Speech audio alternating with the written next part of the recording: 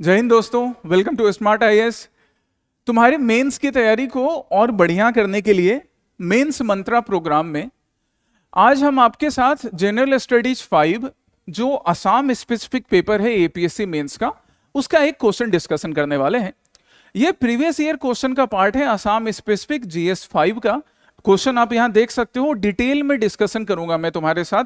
पहले अप्रोच कि इस क्वेश्चन को अप्रोच कैसे करना है, फिर उसका एक आंसर मॉडल आंसर के फॉर्म में, वो मॉडल आंसर आपको हिंट देने के लिए है ना। अभी प्रीलिम्स और मेंस में देखो फर्क क्या है ना, कि प्रीलिम्स में आपने एक क्वेश्चन सही किया तो आपको 2 मार्क्स मिल गए। वहां पे ऐसा नहीं है कि किसी स्टूडेंट को 1 मिलेगा, किसी को 1.25, किसी को 1.5, किसी को 1.75, वैसा नहीं है। पर मेंस में ना आपके आंसर की क्वालिटी पर, उसके रिप्रेजेंटेशन पर, उसके स्ट्रक्चर पर काफी कुछ डिपेंड करता है। वहां पे हर स्टेप्स पे आपको एक डिफरेंट मार्किंग मिल सकता है अलग अलग एस्पिरेंट को। इसलिए हमें अपने आंसर को ना बेटर से बेटर, बेस्ट लेकर जाना है ताकि ज्यादा मार्क्स मिल सके। एंड फिर जैसा ये क्वेश्चन पूछा गया था या जो ट्रेंड फॉलो किया जा रहा है मेंस में क्वेश्चन पूछने का, उस पर बेस्ड तुम्हारे लिए एक practice question, mains based practice question भी है। ठीक है, तो इसका भी मैं तुम्हारे साथ अप्रोच डिस्कस करूंगा कि इस प्रैक्टिस क्वेश्चन को कैसे करना है। पहले जो क्वेश्चन पहले पूछा जा चुका है प्रीवियस ईयर क्वेश्चन मेंस का, उसे डिस्कस कर लेते हैं। क्वेश्चन में एक स्टेटमेंट दिया हुआ है that namghar is a community centre for holistic human capacity development, कि नामघर जो है आसाम में वो होलिस्टिक डेवलपमेंट के लिए ह्यूमंस के, आसाम की सोसाइटी में जो लोग रह रहे हैं उनके होलिस्टिक कैपेसिटी, उनके होलिस्टिक ह्यूमन डेवलपमेंट में एक इंपॉर्टेंट रोल प्ले करता है। ठीक है, What steps should be taken to strengthen its role, कि इसका जो रोल है ना इसको और स्ट्रेंथन करने के लिए, so that socio economic development हो लोगों का प्रेजेंट डे आसाम में, क्या क्या स्टेप्स लिए जा सकते हैं जिससे इनके नामघर का जो इंपॉर्टेंट रोल है उसको और स्ट्रेंथन किया जा सके और इंक्रीज किया जा सके। तो क्वेश्चन की आंसर की शुरुआत कैसे करनी है, आप सबसे पहले कहां जाते हो, इंट्रोडक्शन वाले पार्ट पे जाते हो। तो इंट्रोडक्शन वाले पार्ट में हम इंट्रोड्यूस करेंगे नामघर के हिस्टोरिकल सिग्निफिकेंस से, कि किस तरह से श्रीमंत शंकरदेव और बाकी भक्ति मूवमेंट के सेंट ने नामघर के एस्टेब्लिशमेंट में या नामघर के प्रमोशन में कंट्रीब्यूट किया। ये ब्रीफ में इंट्रोड्यूस करेंगे, क्योंकि क्वेश्चन उन सेंट के बारे में, उन संत महात्माओं के बारे में नहीं पूछ रहा है, लेकिन सिंस नामघर की बात हो रही है तो उसका जिक्र बिना श्रीमंत शंकरदेव के किए अधूरा रहेगा। इसलिए हम इंट्रोडक्शन में उनका नाम मेंशन करेंगे कि किस तरह से उन्होंने, जैसे मैंने एक इंट्रोडक्शन का एग्जांपल भी लिखकर दिखाया आपको, दैट नामघर जो कि नियो वैष्णवाइट मूवमेंट को रिप्रेजेंट कर रहे हैं। नियो वैष्णवाइट, क्या तुम मुझे कमेंट सेक्शन में यह बता सकते हो कि what is the difference between Vaishnavite and neo Vaishnavite? एक बेसिक सा डिफरेंस है, क्या ये डिफरेंस बता सकते हो वैष्णवाइट और नियो वैष्णवाइट के बीच का डिफरेंस? ये तुम कमेंट सेक्शन में बताना। हम स्टार्ट करेंगे कि किस तरह से नियो वैष्णवाइट सेंट श्रीमंत शंकर देव ने नामघर का एस्टेब्लिशमेंट किया, उसको प्रमोट किया, आगे कंजर्वेशन एफर्ट्स चलते रहे। देन हम आ जाएंगे क्वेश्चन के स्टेटमेंट पे कि होलिस्टिक डेवलपमेंट के लिए, चाहे वो सोशल डेवलपमेंट हो, इकोनॉमिक डेवलपमेंट हो, कल्चरल डेवलपमेंट हो, कैसे नामघर एक इंपॉर्टेंट रोल प्ले करते हैं।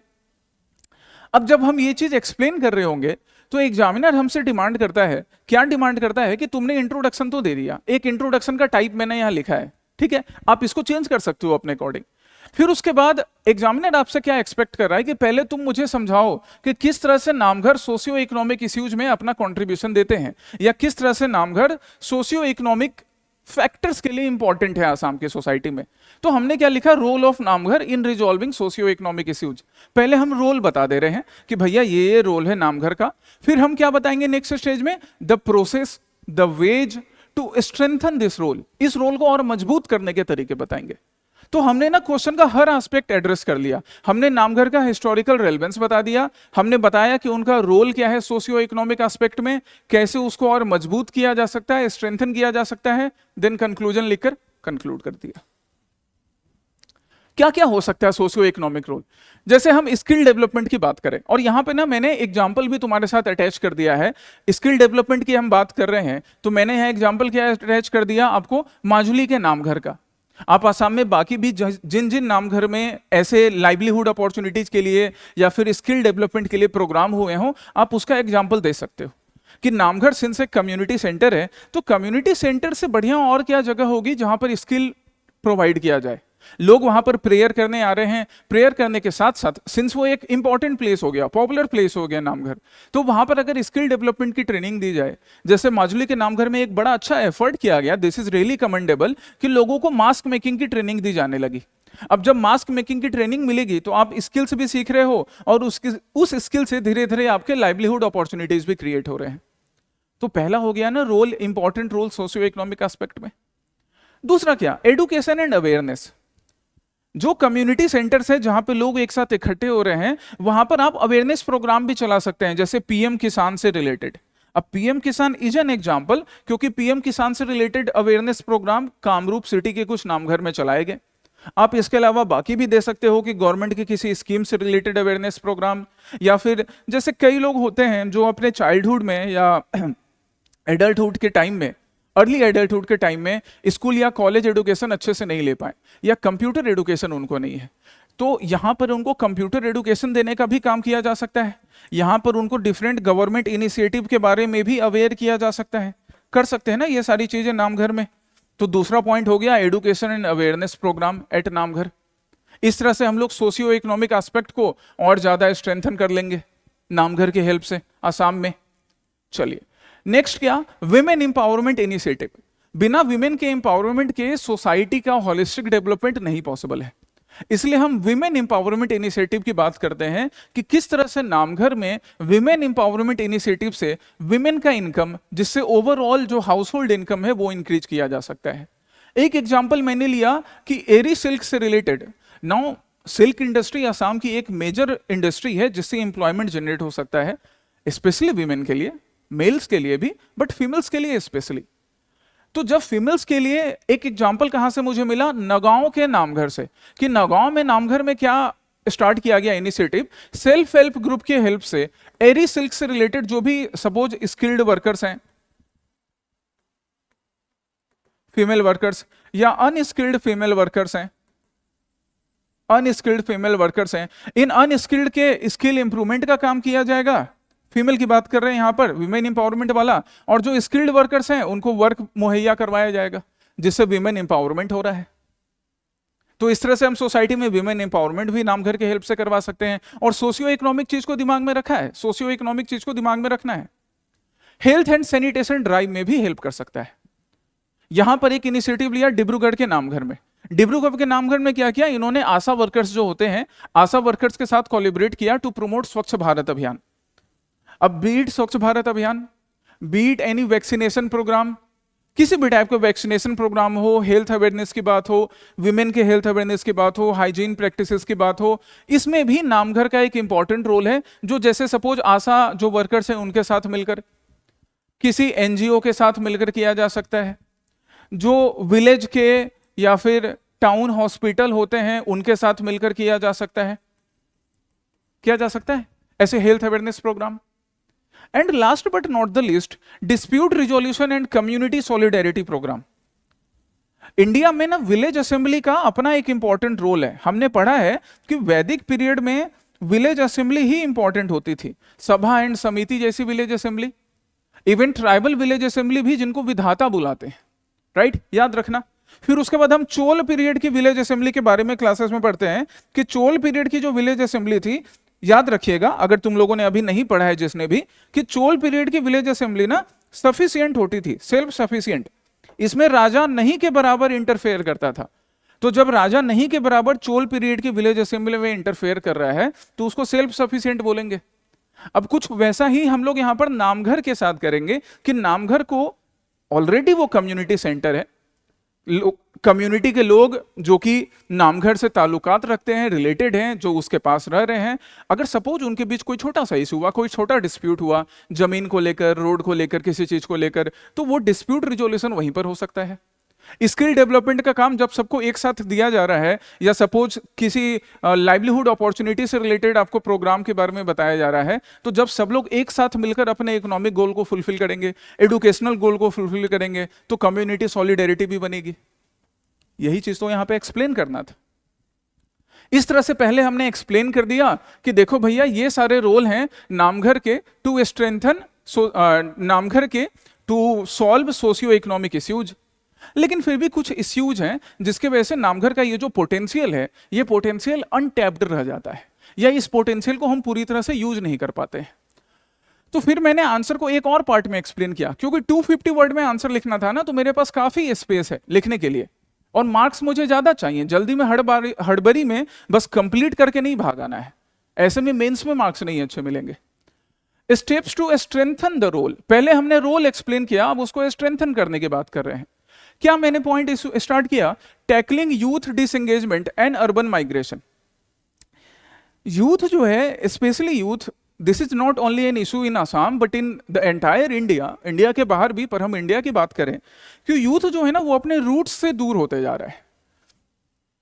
चाहे वो कल्चर नामघर से रिलेटेड कल्चर हो, पर्टिकुलर किसी डांस से रिलेटेड कल्चर हो, मास्क मेकिंग से रिलेटेड कल्चर हो, पपेट्री से रिलेटेड कल्चर हो, डिफरेंट कल्चर से यूथ दूर होते जा रहा है अर्बनाइजेशन के इंपैक्ट के वजह से। अब हमें क्या करना है कि अपने कल्चर को भी कंटिन्यू करना है, और यूथ को, जो कि जिसके ऊपर अर्बनाइजेशन का काफी इंपैक्ट है, ग्लोबलाइजेशन का काफी इंपैक्ट है, उसको भी साथ में लेकर आना है। तेजपुर में बड़ा अच्छा एक प्रोग्राम किया गया, नामघर को साथ में लेकर, नामघर के हेल्प से जॉब फेयर ऑर्गेनाइज किए गए। अब जब जॉब फेयर नामघर के हेल्प से ऑर्गेनाइज किया जा रहा है, तो जॉब तो अभी यूथ का है ही डिमांड, आप सबको जॉब चाहिए, एक सस्टेनेबल जॉब चाहिए। तो इन जॉब फेयर में यूथ ने पार्टिसिपेट किया, जिससे कि यूथ जो कि नामघर के कल्चर से दूर थे, वो नामघर के साथ फिर से एसोसिएट हुए।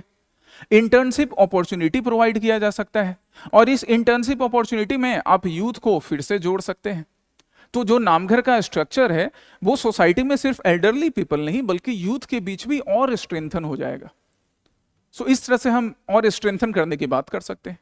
दूसरा क्या, डिजिटल आउटरीच को इंप्रेस करना, इनहेंस करना। कल्चरली नामघर हो, कीर्तन करने की जगह हो, मंदिर हो, मस्जिद हो, गुरुद्वारा हो, उनका अपना एक ट्रेडिशन चलता आता है, पर उस ट्रेडिशन को अगर हम लोग चेंजिंग टेक्नोलॉजी के अकॉर्डिंग नहीं बना पाए तो फिर दिक्कत होती है। तो हम क्या कर सकते हैं, वहां पर हम क्या कर सकते हैं कि जो नामघर हैं, या कीर्तन सेंटर हैं, या मंदिर है, या मस्जिद है, या गुरुद्वारा है, उनको हम डिजिटल प्लेटफॉर्म पे ले आए। उनका आप एक, सपोज इंस्टाग्राम पॉपुलर है, तो उनका एक इंस्टाग्राम प्रोफाइल बन गया, फेसबुक प्रोफाइल बन गया, ट्विटर प्रोफाइल बन गया, यूट्यूब प्रोफाइल बन गया।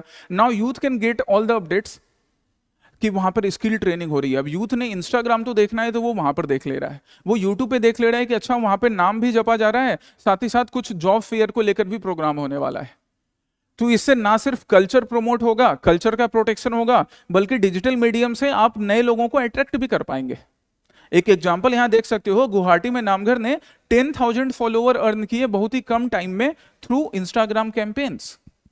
So this is one such initiative जिसके थ्रू डिजिटाइजेशन भी होगा, और जो ओरिजिनल ऑथेंटिसिटी है उसको कोई नुकसान भी नहीं होगा।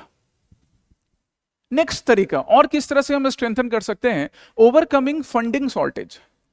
अब कल्चर तो स्ट्रांग है, लेकिन फाइनेंशियल सपोर्ट भी एक बात होती है।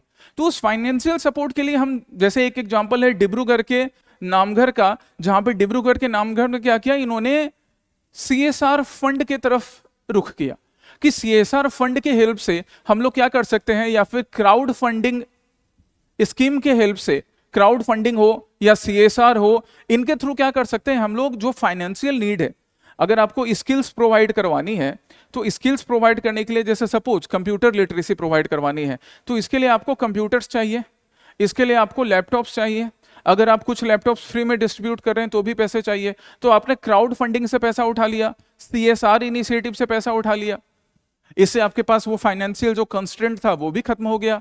डिजिटाइजेशन करने के लिए सपोज एक स्टाफ को रखने की जरूरत है, तो उस स्टाफ को रख लिया, फंडिंग से पैसा उठा लिया गया, काम भी हो गया। जो लोग अपना CSR इनिशिएटिव करना चाहते हैं, उनके CSR इनिशिएटिव का पार्ट भी बन गया।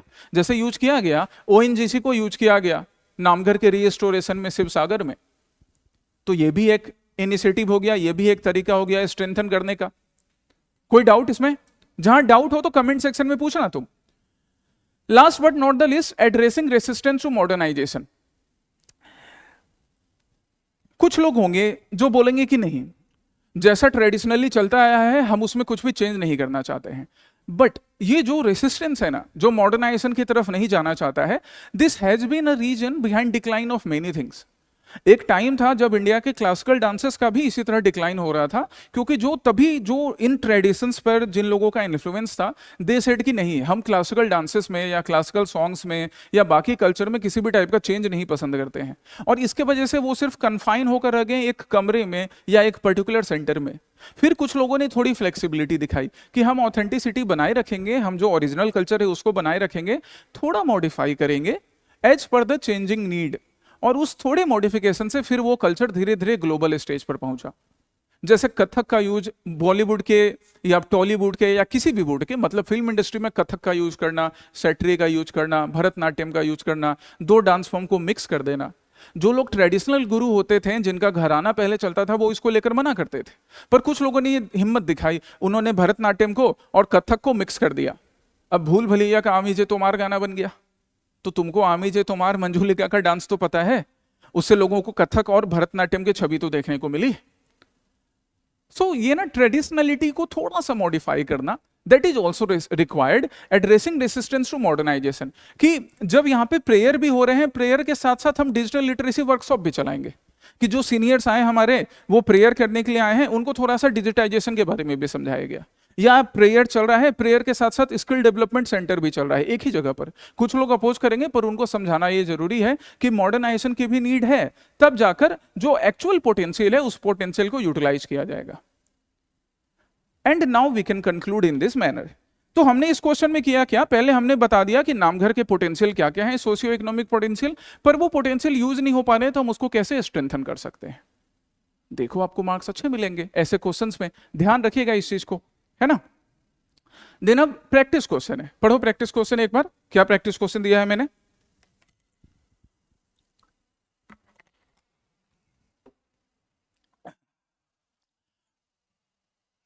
Practice question, discuss the potential of Assam's bamboo industry in contributing to state's economic growth, highlighting the challenges in its commercialisation. कि आसाम की जो बैम्बू इंडस्ट्री है उसके इकोनॉमिक ग्रोथ के पोटेंशियल को डिस्कस करना, किस तरह से वो स्टेट की इकोनॉमिक ग्रोथ में कंट्रीब्यूट करता है, साथ ही साथ इसके कॉमर्शियलाइजेशन में क्या क्या चैलेंजेज हैं उसको भी हाईलाइट करना। बैम्बू, बैम्बू को हम लोग ग्रीन गोल्ड बुला सकते हैं, मतलब एक ऐसा सोना जो कि ग्रीन कलर का है। सोना क्या होता है? सोना मतलब कि एक कमोडिटी जिसकी वैल्यू काफी हाई हो, तो ये ग्रीन गोल्ड हो गया। बैम्बू की जो वैल्यू है, अगर इस वैल्यू को हम लोग सच में, कुछ लोगों के लिए बैम्बू सिर्फ एक लकड़ी हो गया है ना, कि इसका क्या यूज है, इससे हम घर बना सकते हैं, इससे हम सपोज सीढ़ियां बना सकते हैं, कुछ प्रोडक्ट बना सकते हैं। पर अगर उन्हीं प्रोडक्ट को अच्छे से फिनिशिंग के साथ बनाया गया, अच्छी पैकेजिंग की गई, जो इंफ्रास्ट्रक्चरल चैलेंजेज हैं उन चैलेंजेस को दूर किया गया, उनको सपोज ई कॉमर्स प्लेटफॉर्म पे प्रेजेंट किया गया, जहां पर भी स्किल्स शोकेस करने के प्रोग्राम चलते वहां प्रेजेंट किया गया, तो अच्छी कॉमर्शियल वैल्यू अराइज होगी इससे। कैसे करेंगे इस क्वेश्चन को? सबसे पहले इंट्रोड्यूस करेंगे आसाम की बैम्बू इंडस्ट्री को। एक मैंने एग्जांपल दिया इंट्रोडक्शन का, क्या, like Assam's bamboo industry often termed as green gold, ऐसे ऐसे टर्म यूज किया करो आंसर में। Sorry, holds immense potential for economic growth due to its abundant resources and versatile applications as highlighted at advantage Assam 2.0 summit 2025। कि advantage Assam summit में भी इस चीज को हाईलाइट किया गया। अब यहाँ पर मैंने एडवांटेज असम समिट से डायरेक्ट क्वेश्चन तो नहीं पूछा था, फिर भी मैं जस्ट उसका एग्जांपल लिख दिया मैंने कि किस तरह से बैम्बू के बारे में एडवांटेज असम समिट में भी रेफरेंस था, एंड सो इकोनॉमिक पोटेंशियल की ही बात कर रहे थे ना, तो एडवांटेज असम समिट से बढ़िया क्या हो सकता है इकोनॉमिक पोटेंशियल को दिखाने के लिए। अब जब एग्जामिनर आपका ये आंसर पढ़ेगा ना, तो उसको लगेगा कि अच्छा, ये जो स्टूडेंट है, ये जो एस्पिरेंट है, ये दो टॉपिक को इंटरलिंक कर रहा है सही तरीके से, मार्क्स देगा आपको इस स्टेप पे, यहीं पे मार्क्स मिल जाएंगे मार्जिन में। फिर उसके बाद अब हम क्वेश्चन के डिमांड पे आ जाएंगे, क्या है, डिस्कस द इकोनॉमिक पोटेंशियल। आप बैम्बू का इकोनॉमिक पोटेंशियल डिस्कस कीजिए, 4-5 ऐसे एरिया बताइए, 4-5 स्पेसिफिक एरिया जहां पे आप बता सकते हैं कि बैम्बू इंडस्ट्री किस तरह से इकोनॉमिक ग्रोथ को लीड करती है, किस तरह से एम्प्लॉयमेंट जनरेशन होता है, इंडस्ट्री एंड ट्रेड में इनका क्या प्लेस है, कैसे रिसोर्स अवेलेबिलिटी, अब बैम्बू जो है उसका स्टॉक हमारे पास क्या है, रिसोर्स अवेलेबिलिटी क्या है, कितना परसेंट बैम्बू का प्रोडक्शन होता है आसाम में, कितना परसेंट बैम्बू का प्रोडक्शन टोटल नॉर्थ ईस्ट में होता है, और इंडिया में इसका क्या परसेंटेज है। अगर हम लोग ये रिसोर्स अवेलेबिलिटी की बात कर लें, अगर हम बात करें कि ग्लोबल मार्केट में क्या पोटेंशियल है बैम्बू से रिलेटेड, क्या एप्लीकेशन है इंडस्ट्रियल यूज का, जैसे बायो इथेनॉल बनाने के लिए NRL प्लांट जो है वो बैम्बू को यूज करेगा, तो अगर इंडस्ट्रियल यूज, अब हर इंडस्ट्रियल यूज स्किल बेस्ड नहीं, कुछ इंडस्ट्रियल यूज ऐसे भी होंगे जहां पे बायो इथेनॉल के लिए बैम्बू को यूज किया जा सकता है। तो ऐसे न्यू 4-5 आपको स्पेसिफिक एरिया बताने हैं। फिर क्वेश्चन में एक और बात क्या थी कि आपको चैलेंजेस भी बताने हैं कि चैलेंजेस क्या है। तो चैलेंजेस है, कुछ एग्जांपल मैंने तुम्हारे लिए इंक्लूड क्या किए, lack of market access and awareness, कि मार्केट एक्सेस जो है ना वो भी लिमिटेड है या अवेयरनेस की कमी है। लोगों के पास स्किल है, लोगों के पास स्टॉक अवेलेबल है बैम्बू का, पर फिर भी वो जिस मार्केट में उनकी वैल्यू मिलेगी ज्यादा वहां तक पहुंच नहीं पाते हैं अवेयरनेस की कमी की वजह से। Infrastructure gap due to inadequate processing unit, अब बैम्बू को यूज करके बायो इथेनॉल में यूज करना, पर्टिकुलर बॉटल बनाना, जैसे मार्केट में जाओगे तो आपको कुछ बॉटल्स मिलेंगे, जैसे ये पानी का बॉटल है, ये तो प्लास्टिक का बना है, बैम्बू के बने हुए भी बॉटल मिलते हैं, पर उसमें एक प्रैक्टिकल प्रॉब्लम मैंने कुछ बॉटल्स में क्या देखा कि ये नेक तो फिर भी थोड़ा सा बड़ा है, ये नेक ऊपर वाला पार्ट जहां से हम पानी पीते हैं। बैम्बू वाले जो बॉटल्स देखे मैंने वो नेक ना काफी काफी एकदम कंजस्टेड था, एकदम क्लोज था, पतला सा नेक था। अब उसमें दिक्कत क्या है कि कोई भी जब उस बॉटल को खरीदेगा ना तो वो सोचेगा कि यार इसकी क्लीनिंग कैसे करें, अंदर तो दिख नहीं रहा है क्योंकि ट्रांसपेरेंट होगा नहीं, तो क्लीनिंग कैसे करें, ये दिक्कत है। तो इसलिए अगर जो मैन्युफैक्चरर है वो क्या करें कि नेक को थोड़ा थोड़ा वाइड बना दे, ऊपर वो जो आता नहीं है एक पाइप लगाने वाला ऑप्शन, स्ट्रॉ लगाने वाला, वैसा कुछ लगा दे तो फिर बॉटल का सेल बढ़ जाएगा। ऐसी चीजों की जरूरत है, ऐसे छोटे छोटे चीजों का, ऐसे अवेयरनेस फैलाने का, स्किल्स डेवलप करने का, है ना। चलिए, स्किल एंड टेक्नोलॉजी की बात कर ही रहे हैं। Deficit as per the changing commercialisation demand, वही जो मैंने अभी एग्जांपल दिया कि जो चेंजिंग कॉमर्शियलाइजेशन डिमांड है उसके अकॉर्डिंग स्किल्स कैसे इंप्रूव किया जा सके।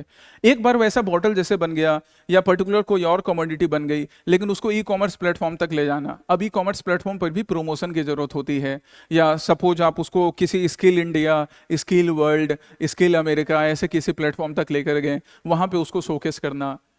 इंडिया में जैसे एक एग्जांपल मैं तुम्हें देता हूं, इंडिया में फिल्म्स, अच्छी फिल्म काफी टाइम से बनते आई, लेकिन हम उसको ना ऑस्कर के प्लेटफॉर्म पे प्रेजेंट नहीं कर पाते थे, किस तरह से वहां मार्केटिंग होती है, प्रमोशन होता है, कैसे उसके ग्रुप्स बनाए जाते हैं, ये सब हमें नहीं पता था। तो कई बार हमारी अच्छी फिल्में जाकर वापस लौट आती थी।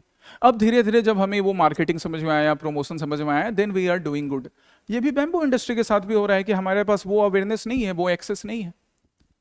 सो इन पॉइंट्स को हम डिस्कस करेंगे, चैलेंजेस को, and then we can conclude. एक सिंपल सा कंक्लूजन मैंने आपके लिए यहां मेंशन कर दिया है। इस क्वेश्चन को ट्राई करो, लिखो इस क्वेश्चन को, discuss the potential of Assam bamboo industry and the challenges. Next session में फिर हम लोग नेक्स्ट क्वेश्चंस के साथ मिलेंगे, है ना। मेंस के एग्जाम में अभी टाइम है आपके पास, आराम से 2.5 महीने का टाइम है, 2.5 मंथ का टाइम तो है। यूपीएससी मेंस के बाद ही होगा मोस्ट प्रोबेबली, उससे पहले परेशान नहीं हो। अपने आंसर राइटिंग पे वर्क करते जाइए, डे बाय डे वर्क करोगे ना तो इंप्रूव होगा। हर पेपर पे फोकस करो, जितने पेपर हैं आपके, जनरल स्टडीज के 5 पेपर हो गए, ऐसे हो गया, धीरे धीरे प्रैक्टिस करो। करत करत अभ्यास के जड़मती होत सुजान, रसरी आवत जातते सिल पर पड़त निशान। धीरे धीरे अभ्यास करने से ना, एक बड़ी अच्छी कहावत है कि जब रस्सी से, कुएं से जब हम पानी निकालते हैं तो पत्थर पर भी रस्सी का निशान बन जाता है। तो हम इंसान हैं, जब हम मेहनत करेंगे तो क्यों नहीं हमारी आंसर राइटिंग इंप्रूव होगी, लेकिन अभी से करना है, एग्जाम के 1 वीक पहले नहीं।